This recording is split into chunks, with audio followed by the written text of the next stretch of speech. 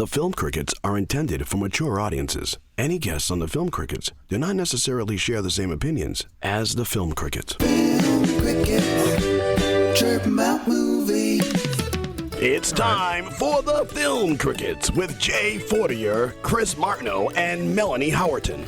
On this week's episode, it's just Jay and Chris, and they're joined by their special guest, radio host Jen. Jay, Chris, and Jen review the 1995 American coming-of-age comedy drama film, Empire Records. Does it stand the test of time? Let's find out. Your Film Crickets are on now. All right. Hey, friends, and welcome to the Film Crickets. My name is Jay Fortier, along with my good friend and co-host, Chris Martineau. How you doing, man?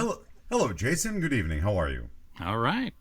We are honored today to be joined by Jen. She does radio, and she can elaborate on what aspect of radio she does or whatever. You can follow my Instagram. All right. How about that? And that is self-explanatory. It's Jen on air. That's with two N's. All right. And I'll make sure I put that up. Okay, cool. Yeah, it's what business. You know what I mean? Yeah. All right, Chris. Yes. Yes, hey. We are talking about the movie from Empire 1995, Empire Records. Yo, and you're a giant fan, I see. No, but no. All right. So let's. We like to talk right now. Usually, Chris asks everybody what their story is with this film or history. Yep. So one of the things I like to know is because we choose these movies because they're in our formative years, or maybe they're not, and they're just something that you enjoy. And some of these movies we've seen hundreds of times, 20 times. Some people sometimes never seen it at all. So Jen picked the movie Empire Records. I'd like to know, Jen, what's your history with the movie? Do you own a copy? Did you see it in the theater? Do you watch it on high rotation? Like, what's your deal with Empire Records? I think the first time that I saw it was in the theater. Okay. I think I owned it after that. Okay. The thing is, I don't remember very much about my life. Okay. That's another podcast. Yeah. But Deep dive with Jen. All right. Yes. Correct. Yeah. I worked at a total of 4 record stores between high school, all of high school, and then beginning of college. Okay. And was one Empire Records? Basically. I mean, I know. No, sorry. Tower Records was one of them. Tower. Oh no, it was not. I don't think so. It was in Oklahoma, so we had hillbilly records and cowboy. No, I'm just kidding. but I think it's the characters in this movie represent the people that were kind of in regular rotation, if you will, at these places. Mm-hmm. So even though I don't really remember much, this kind of triggers that happy time where I was like, it was a really good time working there. There was a lot of crazy things that happened. Mm-hmm. And I think the one thing that gets me the most is when the kid tries to steal the records and they go and chase after him. That happened to me. And I was the person chasing. So when I see that scene, I'm like, oh my God, I'm such a you know? I can chase down a 13-year-old with the best of them, damn it. Oh man, I think the kid was older than me. I think at the time I was 16 and the guy that was running away from me was 18. And I mean, I full sprinted after this dude, football charged him, tackled him, it was a whole thing. Mm-hmm. And so that makes me go, haha, and then the romance in the movie is so cheesy that it represents my romances at the time. I can just really relate to it. And I think I was really close in age with the characters. So that might be why I love it. I think another question I might need to bring up, and Jason and Jen here might actually, and me as well, we might want to ask the question, what's our history in retail? Because this thing reeks of retail culture. I mean, any of us that's worked at a mall or a store or anything like that, it smells of retail culture. Just, I'm in the store and I'm doing stuff and I'm trying to make the time go by and I'm trying to goof off and I'm not trying to get caught, and maybe I'm trying to steal stuff, or maybe I'm trying to hook up or whatever. It reeks. This thing is dripping in retail culture and dripping in the 90s. Correct. It just reeks of the 90s. I'm not saying that's bad or good. I'm just saying it reeks of the 90s. So, but it also has that before I was a teacher, I worked a lot of retail. A lot of time behind that register. Makes you want to go. What though? I sold everything. Sporting goods, men's and women's fashion, chocolate, coffee, computers. How does one sell chocolate? Did you work at Godiva? No, I worked at Lindt. Oh, okay. I worked at Lindt, so I sold chocolate. I mean, chocolate sells itself, but okay. Kind of, sort of. It's really just, hey, you want some of these? I know, I'm trying to convince people to buy something delicious. Oh, gee. So I was in that mall culture, and that register culture, and that, if you're not busy, you should be dusting culture. So, rearranging culture. So anyway, the fact of the matter is, like, maybe that's why I didn't like the movie so much. I'm trying to forget that part of my life. So anyway, let's go to Jay. Jay, what's your history with Empire Records and maybe retail? Well, we share some of the retail. I know. We worked together too. Massachusetts. It was called the Emerald Square Mall, and it was a sporting goods store. More of like paraphernalia, like jerseys and whatnots. It was called the Red Sox Clubhouse, and it was a blast. And that's right before you went to Lindt Chocolate. So I saw the graduation. Great. Now, so I'm going to ask you, Chris, to describe what your opinion of my musical taste of the, let's say, 80s and early 90s. You hate grunge with a passion, and you like happy hair metal music. And while you do like all types of metal, I think you lean towards the Poisons and the Warrants and the Bullet Boyses and all those people. Oh, that would at least then, yes, more so. And then it was always like an 80s, happy. My description of how I felt from, let's say, the 80s and early 90s to when 92 happened. I refer to it as picture everything being in beautiful, vibrant color, and then all of a sudden somebody took a light switch and went, and then black. It was and me. I took the light switch. Yeah, me too. And my generation was like, fuck that. Yeah, but everything dark, everything sucks. If you ever been in the Northeast, I say, all right, now picture the most overcast, gray March day, and that's how it felt.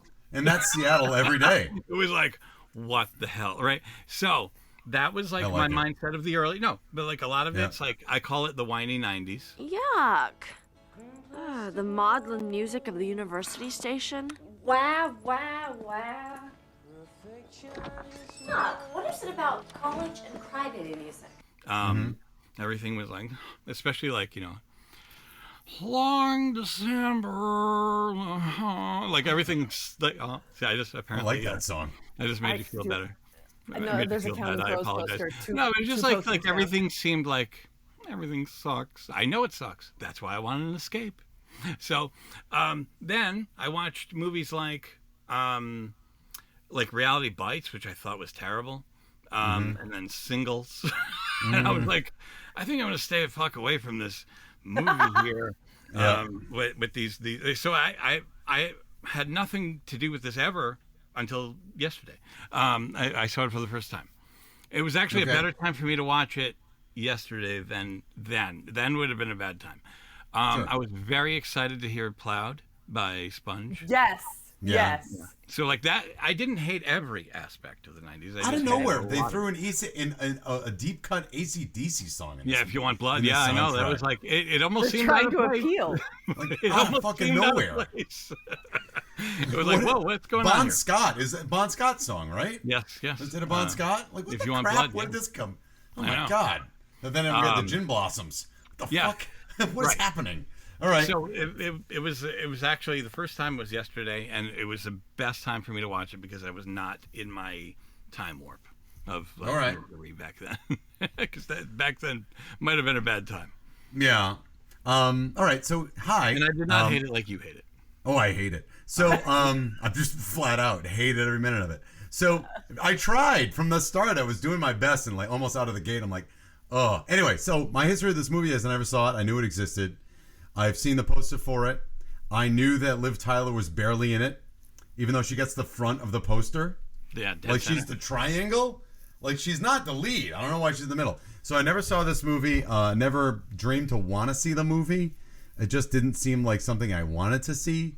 And but part of the great part about this show is sometimes I have to kind of strap on my boots and watch something I typically wouldn't see.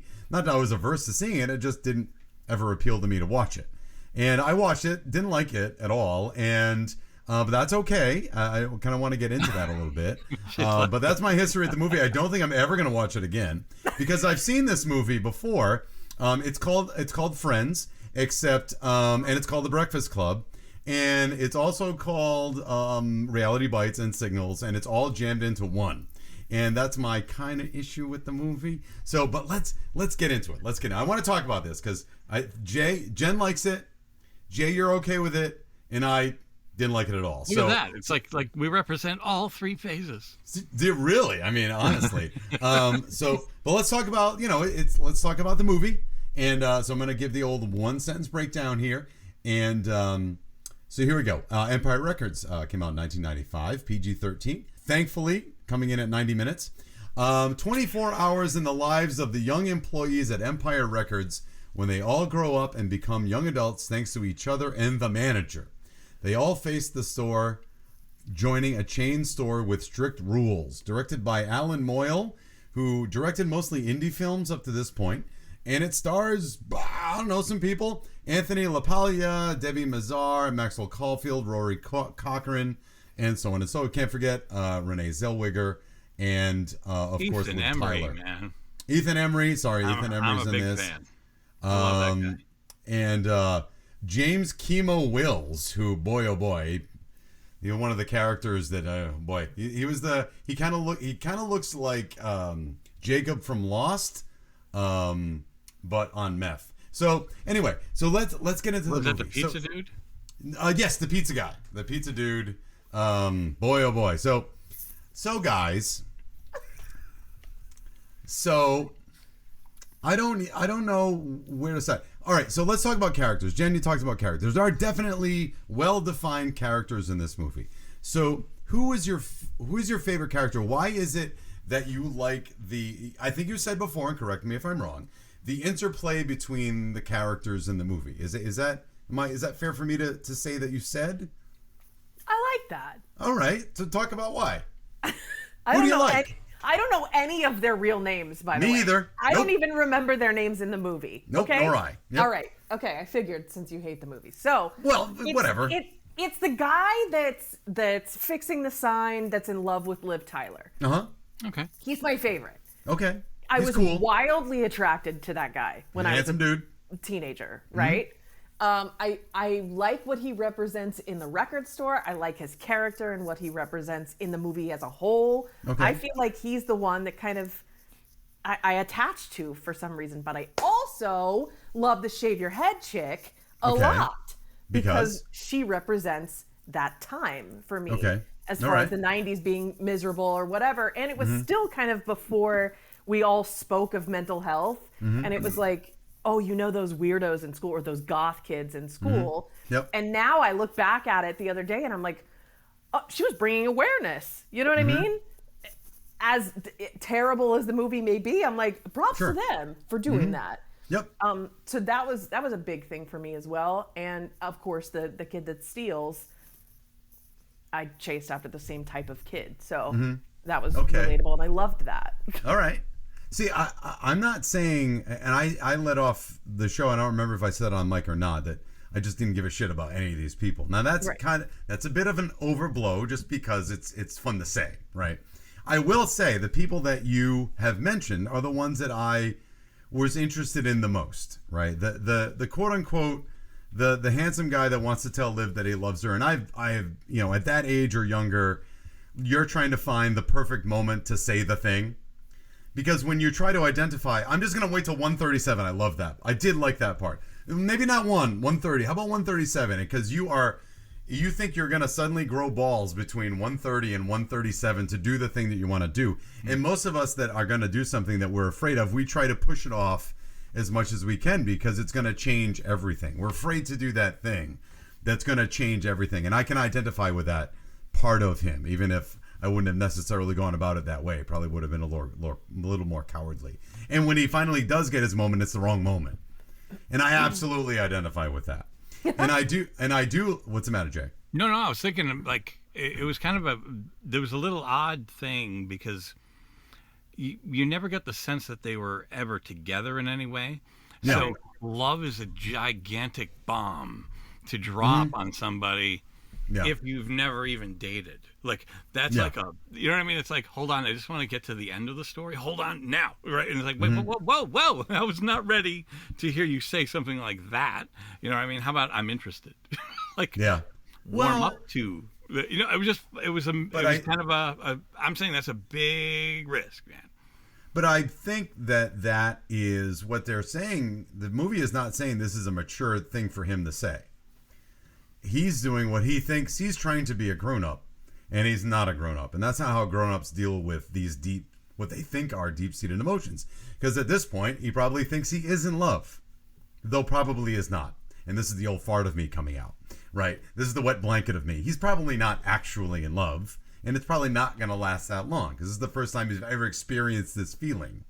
And then you realize down the road, oh, wait, I get this feeling a lot. Maybe this isn't actually love, right? But we can root for him, and I do root for him. I don't have any issue with him. And I do like, now that you mention it, the part of the character, the girl who shaves her head, because she obviously has some troubles. I never thought about the bringing awareness thing. I kind of like that. I like that angle. Never thought of it until now. I did like her character. I didn't like the whiny part of her character. Right. Because you got to understand, and again, I'm sorry, but I deal with young people all the time, and they think that when they are going through a thing, they think this is the worst thing ever. Because up to that point, it is the worst thing ever. But then as you get older, you realize, oh, wait, that thing that was the worst thing ever when I was 18, it's really kind of nothing. As a mom who's raising a 16-year-old boy by herself, everything is awful all the time. You know, I hate this meal. I hate these chicken strips. Oh my God, I can't stand it anymore. Right. So I completely agree. And it's perspective. So to that point, it's like this is the wet blanket of me, is like, okay, I get it. And I don't want anybody to end their lives. I get what that's all about, coming from my training and my experience with young people. I did like the fact that all she needed to do was identify how she was feeling. Now, granted, we had to do it in the weird fake funeral thing. That was odd. Which, a little weird, because there's customers in the store, guys. It always goes back to, there are customers in the store. When he's like, what the fuck are you guys doing? Help! Yeah. Like, cool. I know. Yeah, that was cool. You just the one schmuck they leave on the sales floor while we're having a fake. I can't get help right now. It's only me out here because they're having a fake funeral in the back. I hope you don't mind. And I'm high as a kite. Yeah. So yeah, but I get, like, her therapy was not necessarily, she didn't need to hear everybody tell her how awesome she was or how much she'll be missed. She just needed to be put in a spot where she could vocalize the thing that was making her so sad. And not that that's a cure, but at least she could put it together. And I'm all for that. That's fine. I gotta talk about the dumb philosopher kid. The one that starts the movie. Lucas, I think his name was. I don't even care. Yeah. He bugged the shit out of me. The fourth wall breaker. He's a thief. Right? He's a thief. What? Yeah, but he broke the fourth wall twice. I know. I hate that. Unless you're Deadpool, really don't weird do that. Because, like, it doesn't feel like a movie that would. Mm-hmm. Like, you know what I mean? Like, it didn't start with it. It started with him just doing his thing, and then he turns to the camera like a few minutes in, and then a little later at the end, then he turns to the camera again. I'm like, where did this come from? The only people that can do that are Deadpool and Corey Feldman's character in The Burbs at the end of the movie, and he goes, "I love this neighborhood." Mm-hmm. Past that, it's not allowed, and it's not allowed from this kid. Because here's the thing, I know what they were trying to do with the character.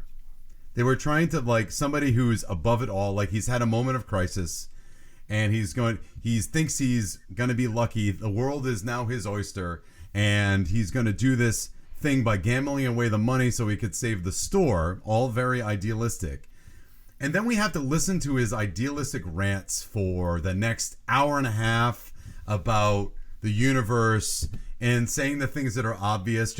No, I like when he pissed off the manager by saying the obvious answers, but I was so done with him right away that he kept doing it for 90 minutes. Really, did that? Maybe it's me. I'm asking, were you okay with this guy? Did you like his shtick? Because to me, his cooler than school thing, I'm way cooler than all of this, really bugged me. I don't think he earned it. Or was he a voice to a movie? Was he like a narrator to the movie for us? I don't know. He bugged me. Anybody help me. I want your opinion on, did you like him? I don't care. I mean, did you like him? I feel like he was the director's answer to the indie part of the film. Okay. You know, I feel like that he's so used to characters like that he actually had to throw one in to feel comfortable maybe making a pop culture movie. Mm-hmm. I mean, that could be something to say. Also, who do you know like that? Because that seems personal. No, what I'm saying is, I don't know anybody like that except me. No, no. I think it's what bugged me about him. And again, I'm nothing against the actor. I think the actor did a fine job. I think he did exactly what was asked of him to do, and I think he did it well. It doesn't mean that I have to like it. I think he did a good job. I thought it was funny when he put his foot on the couch. Like, don't leave the couch, so he had to like put his foot on the couch, even though the rules of not leaving the couch, he's got, and then are kind of like wavering.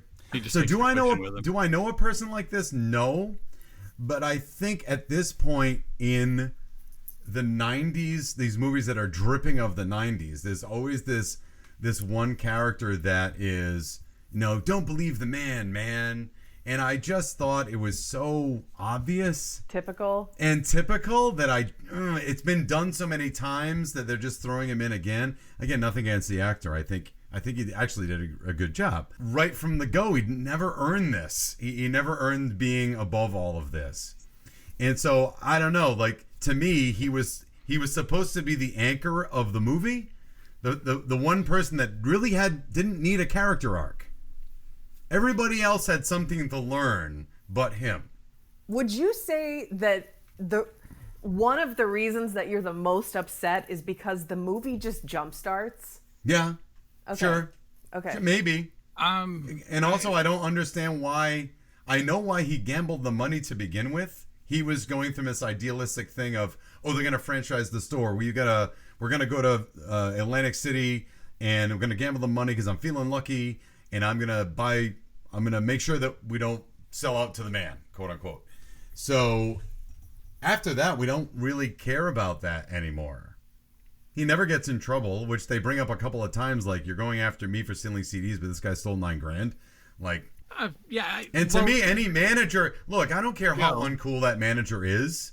You're not going to just, why would you not fire him on the spot? Like, that's what that's the wet blanket of me. But I was an assistant manager in retail at this, younger than that, and I would have fired his ass. Right. But like, that wouldn't keep him around. You're a loser. Get the fuck out of here. I don't know. This guy is like almost, I'm talking about Joe, the lead, the boss, okay? Yeah.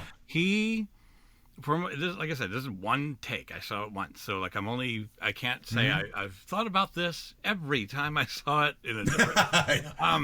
The one time. No, I'm saying like this is what you got. I got one thought on it right now. I could think about it better maybe in the future. But here's the thing. I think he's like, maybe he sees himself in a lot of these people, and he's like the person who looks out for this band of misfits that none of them seem to have, like, in their own head, a place to go or like anything to do other than what they do. And he feels like if you keep them here, at least they're safe, they're together. It's like, you know what I mean? Like he hired the shoplifter kid, the guy who was calling himself Warren Beatty. Yeah. Like, you know what I mean? Like, and you got the vibe that kid was starting to get in on the thing before he gets arrested by the cops. Yeah. There's a moment where he's just chilling on the couch waiting for stuff to happen, and he's starting to sort of relate to everybody. So I think this guy tries his hardest to, like, no matter how pissed he gets. I mean, if you're not going to fire somebody, like, I mean, he obviously didn't fire somebody for stealing the money because he was wondering what's up with this? Why? Like, what happened? On the other hand, you also would probably fire the girl who's having sex with the guy who, whatever, Maxwell Caulfield's character that came in, whatever his name, the has-been guy. Yeah. Rex Manning. There Rex Manning. Yeah. You know what I mean? Like, it was stuff like that. And then, like, the pills get spilled everywhere. It was a lot of stuff that was happening that would probably have everybody gone. It would be like a smoke bomb went off. You wouldn't have anybody left. However, this guy seems protective of everybody. And I don't know, I kind of respect him for it, even though it's not realistic. I don't see it in real life that somebody would actually have this. But it's like a band of misfits that if they don't have each other, they have nothing. Which is why it's too close to the Breakfast Club. But let me go back to Jen. Jen, I'm going to ask you a question. Okay. Do you think Joe is a good manager? I think Joe is a good uncle. Oh, I like that. Explain. That's great. All right, talk to me about that. Exactly about what you just said. I mean, he's a rescuer, which, like, in my mind, I love knowing stories about people in their lives. But I want to know his backstory more than anyone else on this entire show, because why is he so forgiving? What did he come up like? And is he like so financially stable that he can take care of all these kids? Also, did he adopt or something? The kid that stole the $9,000? Did you hear that comment? He was, because he's missed that. The kid that steals $9,000 is talking about his childhood and how he came out and he was always a bad seed and he was, whatever happened to him. But then he said, and then Joe saved me. And then Joe got me this job or something like that. And I'm like, did he adopt you? I think maybe.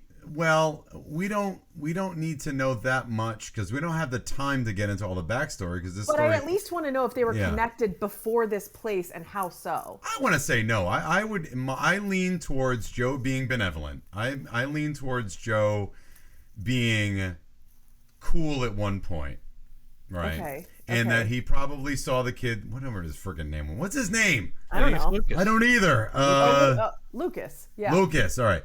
He probably saw Lucas at some point, either on the street or in his store or whatever. And Lucas was starting to take a bad turn. And he figured, if I keep him under this roof, then at least I can make sure he's okay. Much like the woman who shaves her head who's suicidal. Even though he doesn't know how to communicate that he's concerned about her, he at least says, are you okay? Even though that's not what she needs to hear at that moment. Because he does kind of care. However, Joe is running the store. So is he the man or is he not the man? Because Lucas is always saying, this is a movie about don't let the man run the show. Right? This is always like, don't sell out, man. This is a big thing in the 90s. Don't sell out, man. Don't sell out, man. You got to keep your truth, right? And at the end when they have their top of the stage Beatle-esque save the record store concert, it's save the endangered music. So it's very idealistic. Don't let the man come in and tell us what to do situation. And so I think I totally just lost my train of thought. I hate when that happens so much. God damn it! I had a point too. So Joe. Okay, so I was talking about Joe in the backstory. All right, yes. So Joe, what I'm saying here is that Joe is cool, was cool at one point. And I think Joe, because he drinks beer and plays drums on the job, and he wants to protect these people, and he has no problem slapping around the guy that stole $9,000, but not arresting him, or firing him for that matter, or not firing the person that has sex with the celebrity, or not firing the person, a lot of reasons to fire a lot of people in this movie. Just firing people for not doing stuff. This is a guy that just draws all day. The artist just goes in the back and draws. Wait, let me finish my point. Right. I think Joe wants to grow up. And he's the closest to growing up, but he kind of keeps getting drawn back in. Because he's the hippest of all of them. Joe wants to be, who's the actual owner? Andy? There's an actual owner to the thing. The guy who comes in. Right, and he's the real, adult in the room.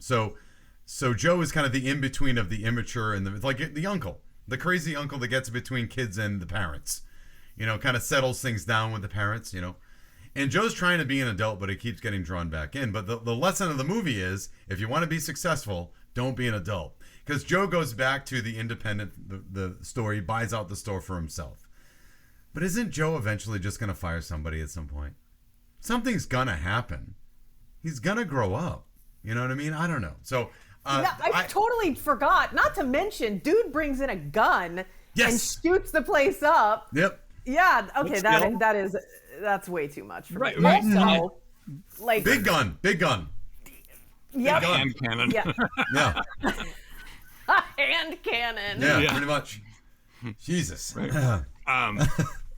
No, but I was saying like that right there still shows he's never looking at it as so dire. Meaning he sees him, okay. Gun out of hand. Do you really want a job? Like he never goes no, but he stays he's consistent throughout the whole consistent film. And then he beats the crap out of Lucas. Yes, but he took 9,000. However, the other kid almost shot somebody. That beating that he took didn't even look that bad. It's not like he was like, he slapped him around, like spending the rest of the day with a steak on his eye. It was that, or I mean, jails seems to be a way worse option. You know what I mean? Like it could lead to worse things. So what I think, no matter what, he's still protective of these people. Mm-hmm. So when he takes, and he remains consistent throughout the whole film, and I love that he doesn't change that part of himself, even with the new guy that brings a gun. Like he still sees, okay, I see what you're doing. Is this all you want? All right, now chill. Give me the freaking gun. You know, because in his way, he's saving them. He may not be perfect at it, but sometimes that's all you get. Okay. That's a valid point. I agree. I'm with you there. That's good characterization. I just think that eventually, and again, this is the wet sock of me, and this is the we went from a blanket to a sock. Yeah. Well, you know why? Because I just took off my socks. I just took off my socks. And I man, it's tough. Look, let me tell you about my classroom. Okay, I got a classroom, 104, not all at once, 147 people, and I got 38 in a small room at all times, and they're 17 and 18 years old. And I try to be understanding, and I try to listen to them, and I try to meet them halfway when they need help. And I try to understand where they're coming from, not just from a physics standpoint, from a where they are in their life standpoint, but I also don't mind dropping a few facts on them and telling them what the deal is. Like, no, you can't just do whatever. And that's what I wanted Joe to do. Like, I get where you're coming from. I see it. I can be nurturing. I can meet you halfway. I can see how you're dealing with Warren. You know, you don't want to punch. You don't want to have the cops come in and shoot Warren. Warren's just making a mistake, and he's lashing out because that's how he feels he can, because he feels he gets no respect. Probably why he has a giant gun. A small gun, you don't respect a small gun. You bring in a giant gun. Bringing about the kind of some phallic analogies here, right? The bigger the gun, the more respect. But the fact of the matter is, at some point, Joe's going to go, no, guys, stop this. We have to run the store. And that's what I'm waiting for him to do, but he never kind of does it. You can still be nurturing. You can still meet them halfway and still be in charge. You don't have to be the man to be in charge. You still be in charge, but that's what I was waiting for. He does tell them to stop dancing. Don't forget about that. That's he right. does get mad. Oh, good. Yes, once. Right. Oh, but I love one that. Time. All that. I do love that. And then he's not even Renee that Zellweger mad. is naked in an apron, and he doesn't get as mad as the other stuff. Right. Okay. And then he also, like, the fact that Ethan Embry, the guy who's always in the orange shirt, the one that's like kind of just the party animal guy, the one that yells help. He takes his shirt off to dance with that woman. In the aisle. Yeah. And it's like, you know what I mean? That's like, you know, that's another thing that's not quite, not so much. Decorum. It was gross. And that was gross. What? That was, you know what was grosser? Sorry. And again, it's so reeking of the 90s. Why did we have to have Liv Tyler do that to herself? That was kind of unnecessary. But I think it kind of unnecessary. It dawned on her really quickly. Yeah. That it was bad. Like, you know what I mean? Like because I think she had a fantasy in her head. No, I'm talking about getting the lunch ready. And when I was this, and when I was, like in this, and she, how you just said earlier, this is how how people think that they're expressing love, right? Sure, yeah. So she does that. She thinks this is how it's supposed to be, but then he makes it 10 times worse by what he does. By wiping off his mouth and unzipping his fly. It was so disgusting. The fact that he leaned back. Yeah, and did it, and it was just it was but that was an instant, like cold water on the face, like that it was like instant totally bad decision, and then she ran out. I think you could have gotten the same thing out of Liv Tyler and the lessons that she could have learned without some older guy being there. That just made it gross. Like, it just made me feel like, I know we're not supposed to like Rex. I think it was supposed to be gross. I know, but I get it. We're not supposed to like Rex, but I'm sure there's another way that we could have her learn that lesson. I don't know. It just creeped me out. Like, I didn't need to. I'm like, sorry. That's all I can say. I'm very eloquent, huh? I think it would have been grosser. I think it would have been grosser if they just. I didn't like with Renee Zellweger either. Don't get me wrong. Right, but it would have been grosser. That moment would have been grosser if the camera went to somebody else, and she remained in the room. I think it just would have been a worse moment. At least she grew a conscience there and left. Okay, I can dig it. I thought the part of the singer guy was supposed to be played by somebody else. For some reason, I don't know why. That would have made me feel a little bit better if it was him specifically that really got to me.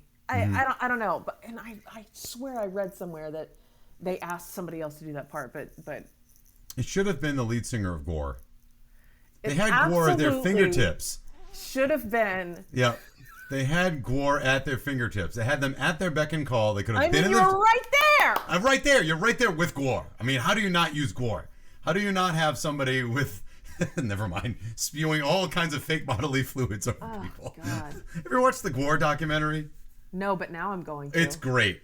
The other one you want to, because it's so berserk.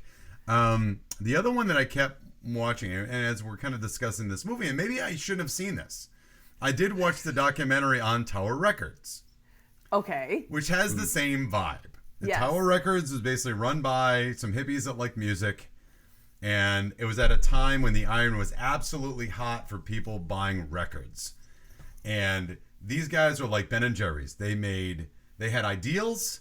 As long as people did their job, they could kind of have fun on the sales floor. People liked going up working for Tower Records because there were basically no rules except make a bunch of cash. Which is, kind of like that. And not only that, but also know your shit. Yeah. Like, you can work here and you can have a great time and be ridiculous and F off all the time, but you better know your shit. Yeah. And that's something that I feel like I really benefited from working at all these record stores or whatever, and why I really relate to this specific movie. But it made me know every genre. Yep. I know release dates. I know album names. I know who's in bands. And I think that's pretty cool. Yeah, it is. But I guess my point is that you did need to know music. You had to appreciate music and like it. You had to have fun. As long as you made money, they didn't care. But to me, it's like the Ben and Jerry's model. Like Empire, keep doing that. Tower Records has that, to me, is the same vibe as Empire when they were small. But Tower is a hundreds of millions of world domination in terms of the record industry. And so it's hard to say they have an independent field, but they're in 90 countries. So it's difficult for me to say when Empire Records, the movie says, man, don't be the man, don't sell out. When the model is Tower, and they absolutely sold out every day, and that's fine, because that's what business is. So what is it exactly? Is it, are we opposed to making money? Is that what independent record stores are? Because if you are, then you shouldn't be in business. Is that me being an old, again, let me find another, let's see, wet blanket, wet sock, just a dink. Is that just me being a dink? I mean, I don't know. Tell me I'm wrong. Am I old and curmudgeon-y? I mean, what's the deal? I think you have a point. I really do. Okay, good. I really do. No, because like Ben and Jerry's did the same thing. They were like they made money hand over fist. But also, and they were very idealistic. But then when they sold to Unilever, whatever. Like Unilever owns Ben and Jerry's now. But when you start the business, is the point of whatever, ice cream or records, is the point to just keep it to yourself and keep it in your own community? Like, No. why wouldn't you want to be successful? Of course, that's and also, who gets to pick? Who gets to pick to say you're a sellout? You know what I mean? Who is greater than that gets to look down on you and go, you've done too much? Right. And we're always this was a big thing in the 90s, and it was also a big thing in the 60s. But who are they? That's what I mean. But my point is, in the 60s, they were saying, don't trust anybody over 30. Don't trust anybody over 30. Then everybody turned 30. And, so, and they would all say, like, the man is, in control of, in the 60s, I'm talking 60s ideals here, man, I'm just going to stick to my roots, and I'm going to, and I'm not making fun of the 60s. I'm just saying, like, this is the ideal, is that we're going to stick to our ideals. We're going to stick to our ideals. And then they said, but they're the yuppie generation. But we could make some cash, though. And then they do. And whatever. And this is what's happening again in the 90s. You don't want to sell out. You don't want to sell out. We're going to stay true to our roots. But if you made this movie today, when people go into business today, they can't wait to get bought by somebody bigger. I'm not saying everybody across the board, folks. Please, small business owners, don't come at me. All I'm saying is that that's the dream come true. Someone's going to buy my store, and they're going to do what they want with it, and I'm going to just sit on the investment. You're almost going for it. And why wouldn't you? Doesn't mean, just because you're rich doesn't mean you're an asshole. You know what I mean? Maybe you could do something good with your money. I don't know. Or don't. It's your choice. Whatever. Be an asshole. Be Scrooge. It's your deal. You want to die alone, wondering about the ghost of Christmas future. That's your deal. So I think that's, and I'm kind of tipping my hand a little bit. That's why I said it's dripping with the 90s. This was all over the 90s. Don't sell out. Don't sell out. Don't sell out. But then all these idealistic companies were all selling out. What is selling out? Like you said, Jen. Who gets to say who sells out? Yeah. I think, Jay, you've probably heard this one too. Jason Newsted, they were interviewing Metallica, and they were talking to Jason Newsted, and they said, Jason Newsted, people tell us that we sold out. And he says, yep, every arena, every night. Argue with them. Well, argue with them. On a different note like that, though, people would say, hey, what's well, do you look at like The Last Night Ranger? They said, does Sister Christian, is that like a double-edged sword? Because like, you know what I mean? Like people then know you as that, and then not the harder stuff. And he goes, we were playing, we were opening acts, and then that song came out, and we were headlining. So no, we don't hate that song. It's like, I mean, you know what I mean? Like that's a hell of a difference, don't you think? Yeah, and again, I'm not. Yeah, I agree 100%. It is what it is. I'm not a capitalist pig. I'm just saying, like, I don't know, like, what's so bad? It's so what? You got to wear orange aprons. I mean, that's the way I'm looking at it too. Like, oh no, maybe with pants though. Maybe. Yeah, please with pants. Please with pants. Like if somebody said, hey, you're gonna have to wear these orange aprons. They're gonna tell you what to do, but we're probably never gonna close the store. Like we're never gonna go out of business because now you'll always be employed because you're gonna be part of this larger thing. I don't know, like health benefits. I don't know. Again, I sound like an old fart. No, yeah, but something else. Yeah, go ahead. Oh, something else that I found pretty crazy about that time and that movie and the store specifically is they were open until midnight. Yes. Goofy. I was like, what? Yeah. What about crime? Yeah, please send every miscreant to my doors to try to steal CDs. That was just so they could pack in. There's 3 days worth of stuff that happens in one day in this store. And the only way to do that is to be open 10 a.m. to midnight. There's no other way you can get all this shit to go down. A funeral, a concert, organizing a concert, making a concert happen, a signing of a famous person.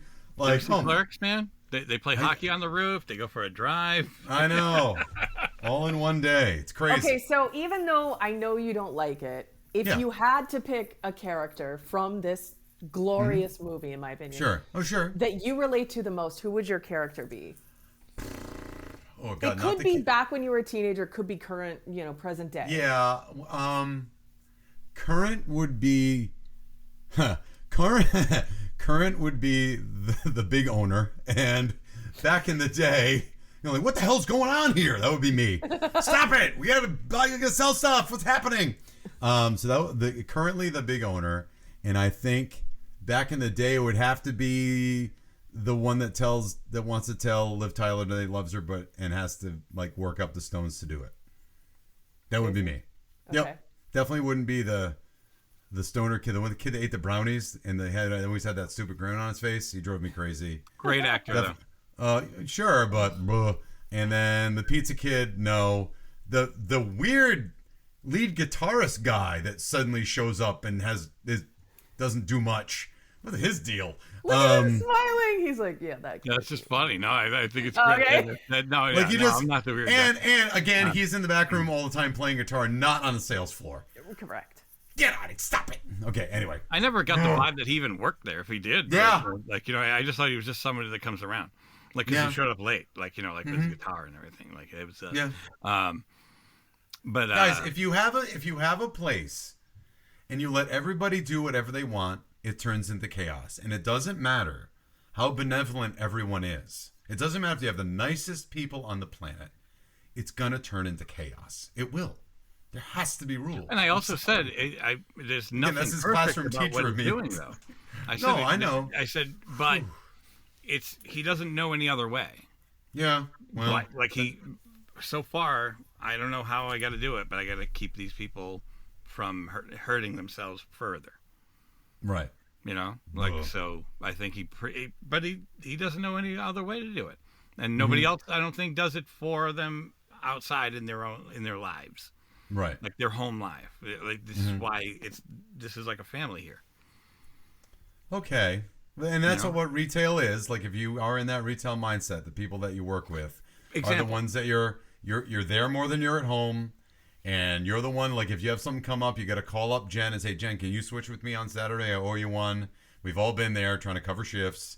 And that's when you have to get those lines of communication open. That's why even if I want to be mean to Jen, I'm not a mean person. But let's say Jen and I don't get along. I can't be antagonistic because I might need Jen to switch with me. So we all have to kind of stick in this together. Again, I'm not no, but guy. example of what I was of to go further, when the artist kid is worried about the girl who is suicidal, the Lucas guy, I think, is the one who stops him and goes, "Just she's here still, okay? She's in the store, and she's here for a little while. Don't worry yet. Like, you know what I mean? Like, don't feel you got to chase her right now. Like, but no, it's just like I think that's their haven wherever they are. Where they are there.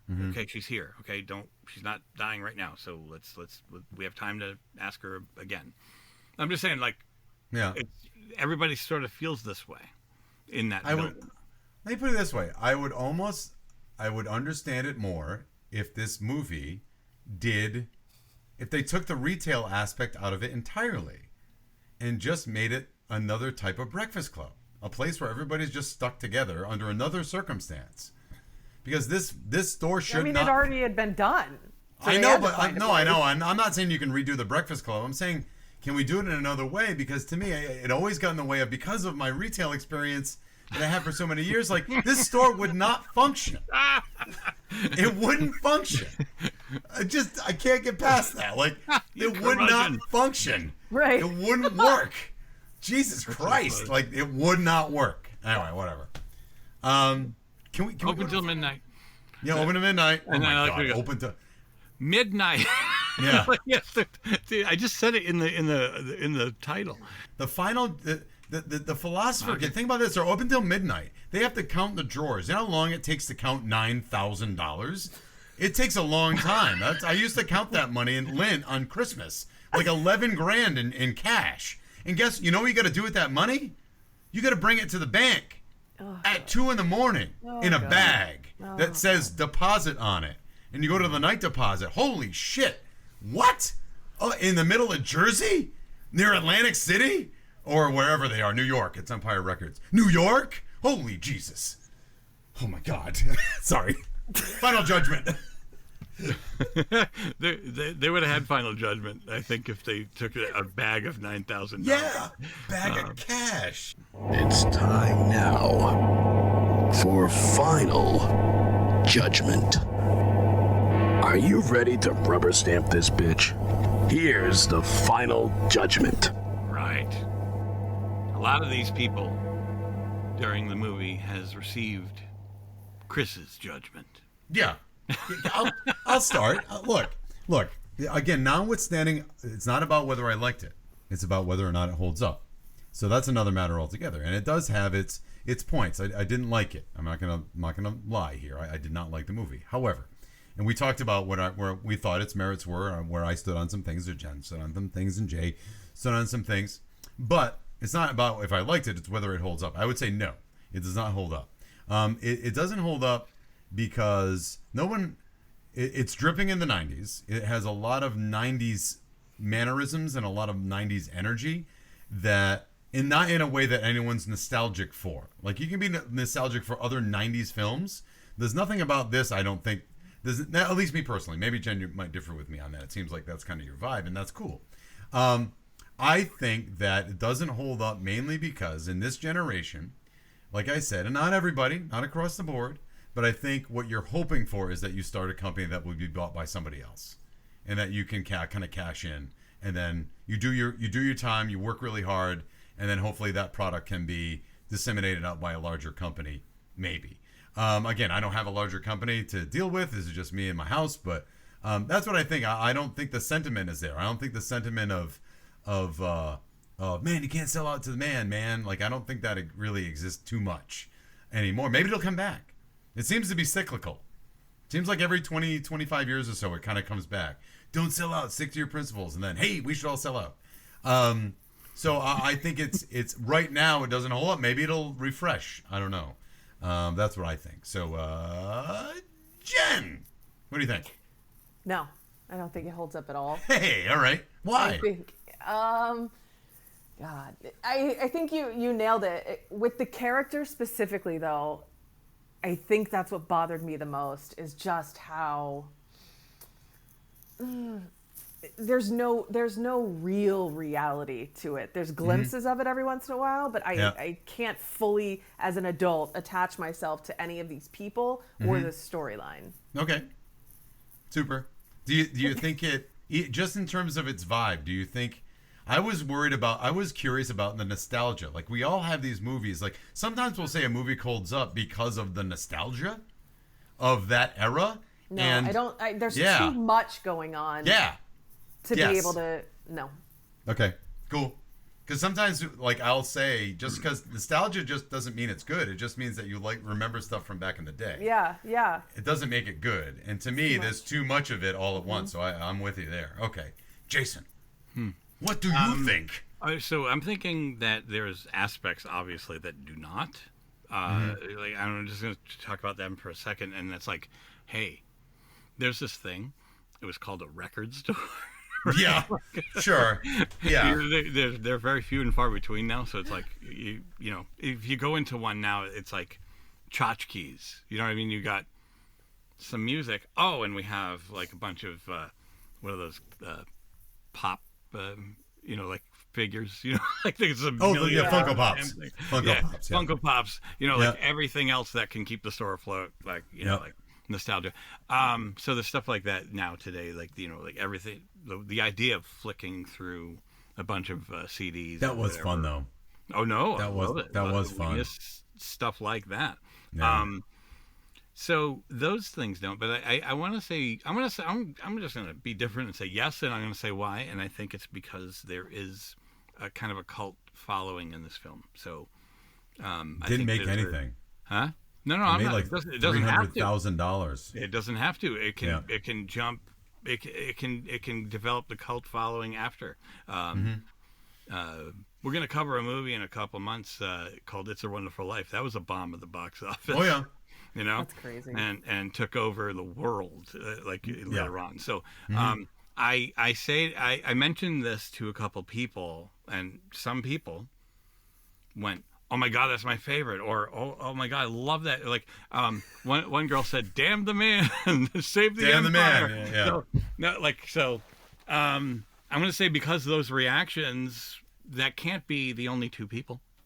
Yeah. So I'm going to sure. say yes, it does. That Okay. there's a certain group out there that it absolutely does. So if that's your vibe, then I think you will take to it very well, even if you see it for the first time. So, But Jen, don't you agree that even if you're going to be independent, I'm going to use this a lot now. You planted a seed, isn't it?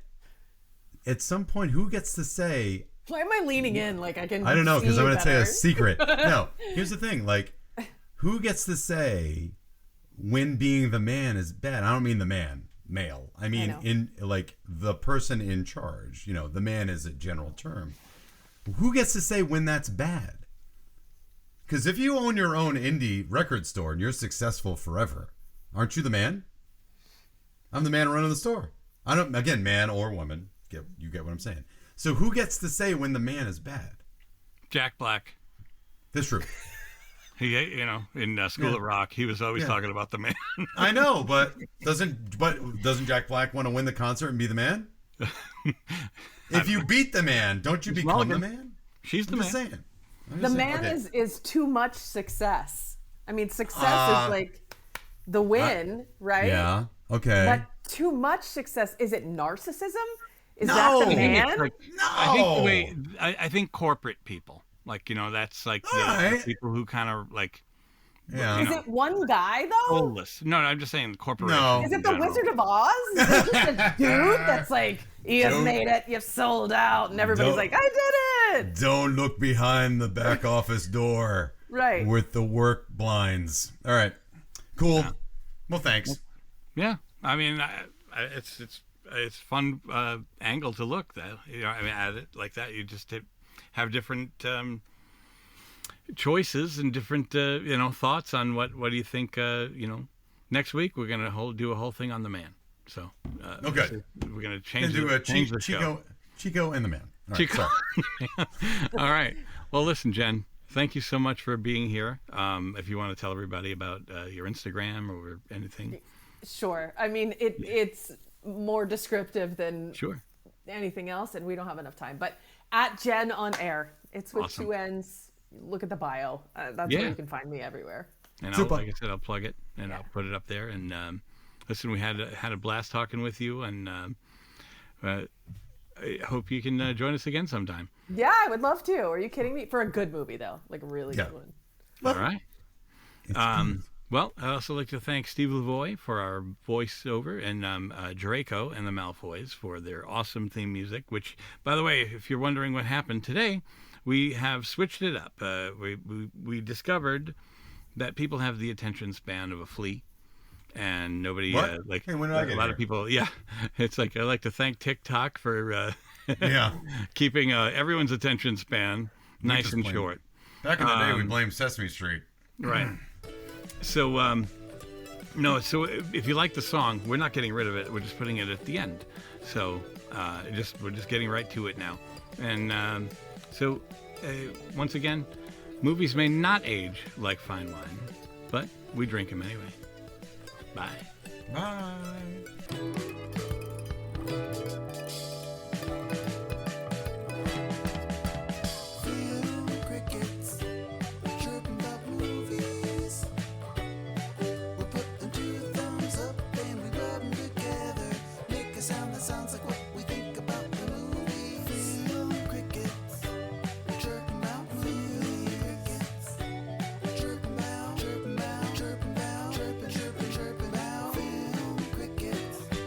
Chirping about movies.